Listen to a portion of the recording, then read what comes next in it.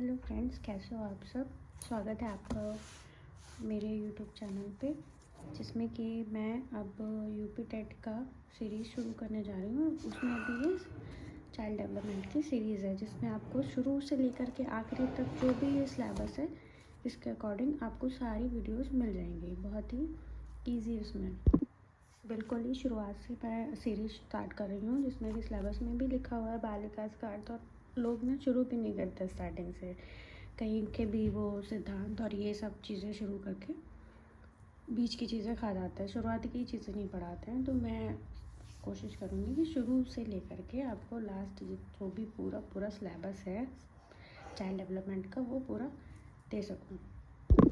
तो आइए शुरू करते हैं। कि मेरा सिलेबस है, ये मेरे नोट्स हैं जो मैंने अपने ड्यूटी के टाइम पे और सीटेट के टाइम पे पढ़े और बनाए थे। तो ये वो हैं जैसे मैं आपको ये शुरुआत कर रही हूँ।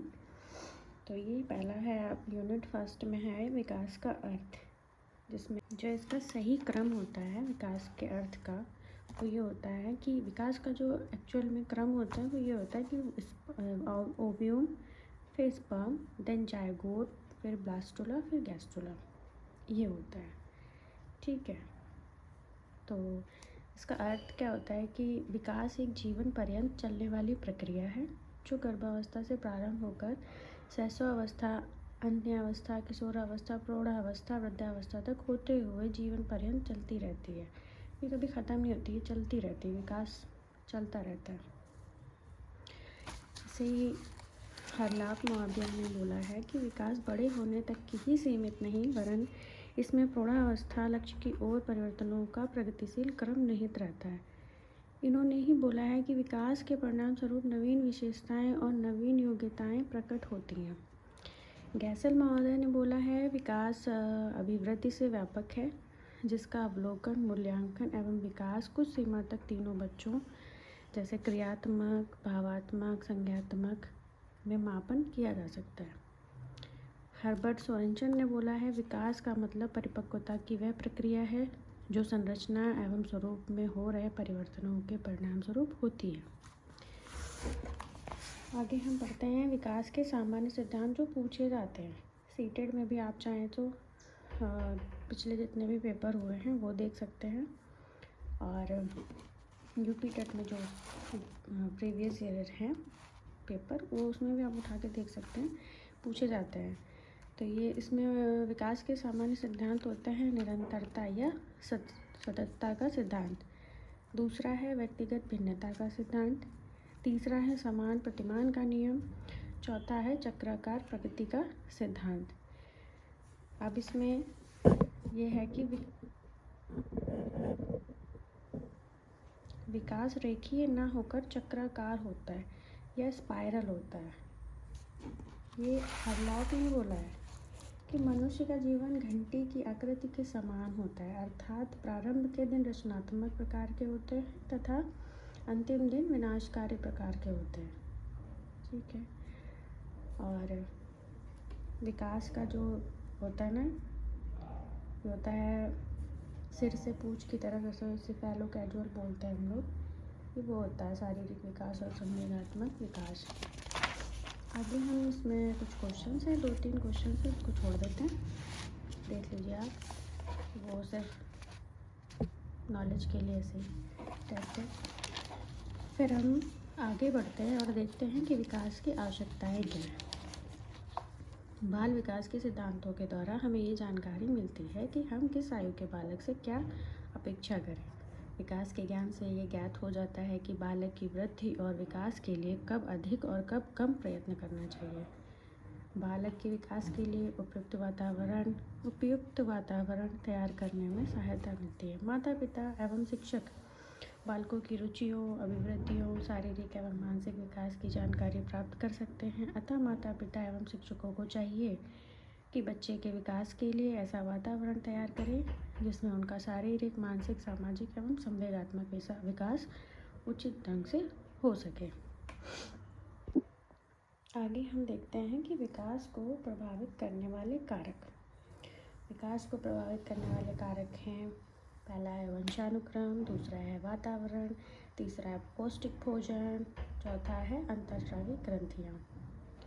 तो वंशानुक्रम भी जो होता है अगर ठीक नहीं होता है, जैसे कि माँ बाप में या फिर हमारी पीढ़ियों में किसी को कुछ कमी है, तो वो फिर आगे आगे बढ़ते बढ़ते बढ़ते बढ़ते हो जाता है, तो उसमें कमी हो जाती है। वातावरण से प्रभावित इसलिए होता है कि वातावरण अगर ठीक नहीं है तो बच्चा हेल्दी नहीं रहता है, बीमार, और उसको कई तरीके की चीज़ें हो जाती हैं। ऐसे ही पौष्टिक भोजन के साथ में भी होता है और अंतःस्रावी ग्रंथियों के साथ, इसमें parathyroid gland, parathormone, blood calcium, bones strong और वीक दोनों हो सकते हैं। ठीक है। थायराइड ग्लैंड से थायरॉक्सिन मेंटल डेवलपमेंट पे असर पड़ता है। थाइमस ग्लैंड या पीनियल ग्लैंड, तीसरी आँख, मानसिक एवं शारीरिक विकास पे।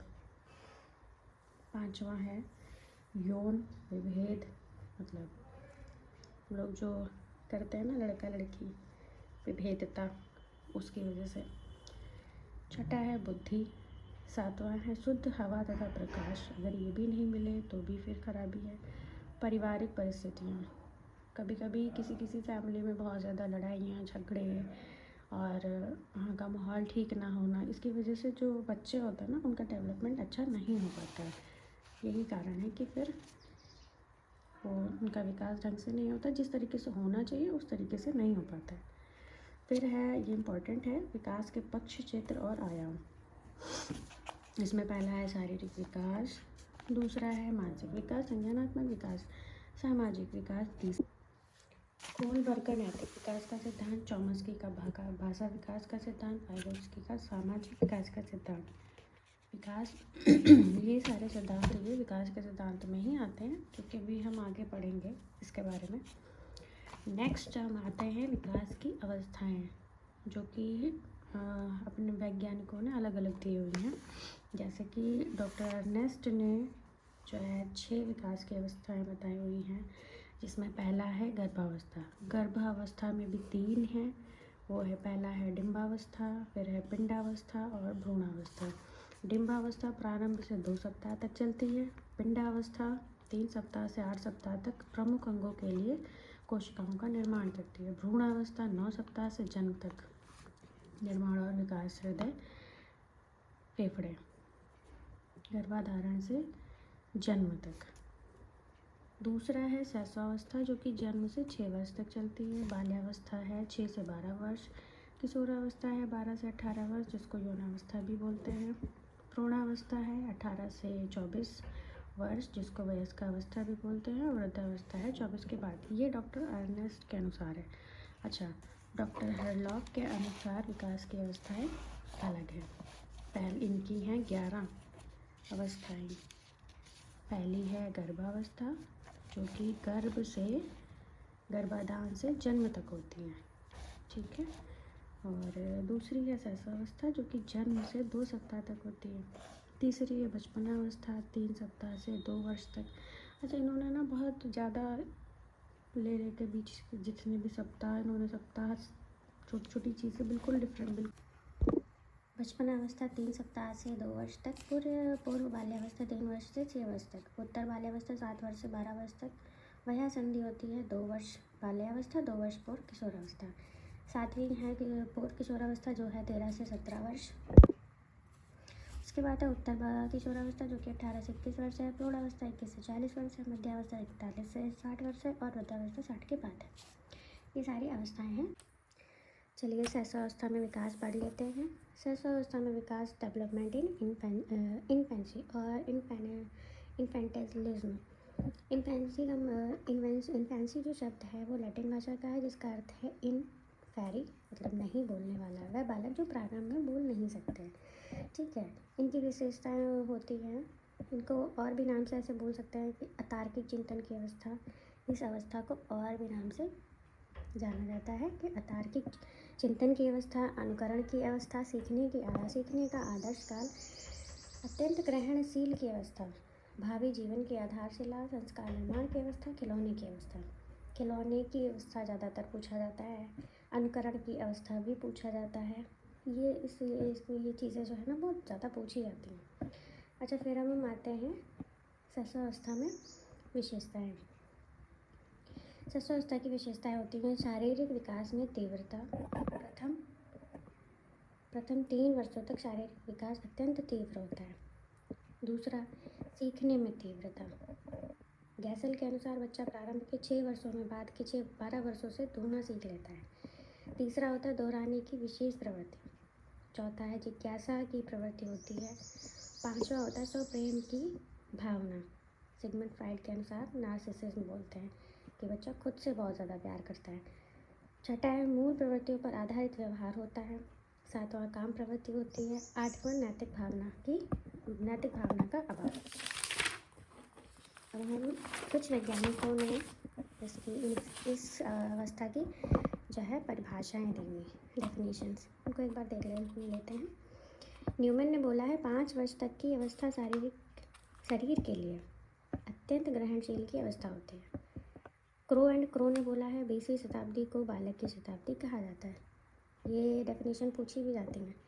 सिगमंड फ्राइड ने बोला है मनुष्य को जो कुछ भी बनना होता है वह शुरू के 4-5 वर्षों में बन जाता है। जैसे कि बच्चा जो भी होता है ना वो 4 से 5 वर्ष में उसका पता चल जाता है, उसके लक्षण उसके तौर तरीक़ों में पता चल जाता है। शैशवावस्था में शिक्षा का स्वरूप होता है। ड्राइडेंट के अनुसार पहले हम अपनी आदतों का निर्माण करते हैं, बाद में आदतें हमारा निर्माण करती हैं। रूसो के अनुसार बालक के हाथ, पैर और नेत्र उसके प्रारंभिक शिक्षा है। इन्हीं के द्वारा ये 5 वर्ष में ही पहचान सकता है और याद कर सकता है। ठीक है दोस्तों, अब आगे है शैशवावस्था के बाद में बाल्यावस्था, जिसको हम नेक्स्ट वीडियो में पढ़ेंगे। सीरीज़ के साथ में थोड़ा थोड़ा लेकर के चलेंगे। और आप लोग जैसा भी बताएं तो मैं ना बहुत ही जल्दी ही सारा आपको चाइल्ड डेवलपमेंट का सिलेबस पूरा करा दूँगी। बस आप लोग सपोर्ट बनाए रखिएगा, ठीक है?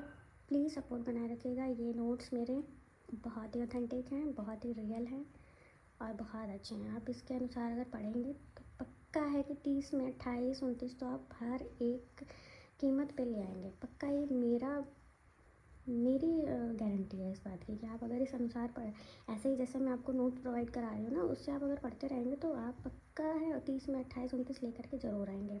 आगे मैं आपको इसके मैथ्स का, साइंस का, जिसका जूनियर भी है, मैथ साइंस अलग है, हिंदी का, जिसकी इंग्लिश है उसे इंग्लिश का या संस्कृत का, जैसा भी आप बताएं, और ईवीएस के मोस्ट इम्पॉर्टेंट ईवीएस के नोट्स में अगर आपको नोट्स और टॉपिक्स अगर बता दूँ, पढ़ा दूँ, तो उसमें भी कहीं क्वेश्चंस बाहर नहीं जाएंगे, ये मेरा वादा है। तो ठीक है, आप लोग मेरा सपोर्ट करिएगा प्लीज़ और बताइएगा आपको वीडियो कैसा लगा। और आगे मैं नेक्स्ट आपको बाल्यावस्था के बाल्यावस्था के बारे में बताऊंगी। उसके आगे और भी है किशोरावस्था और सारी चीज़ें मैं ना बहुत अच्छे से, ये शुरू में ही कुछ टॉपिक ऐसे नहीं कि बहुत लंबे से बड़े से हैं, लेकिन इन्हीं से ही ज़्यादा से ज़्यादा क्वेश्चन पूछे भी जाते हैं। तो ठीक है फ्रेंड्स, प्लीज़ लाइक करिएगा, शेयर करिएगा, सब्सक्राइब करिएगा, प्लीज़ प्लीज़ प्लीज़। अच्छा लगे तो कमेंट भी करिएगा, सपोर्ट करिए। Thank you so much. Radhe Radhe.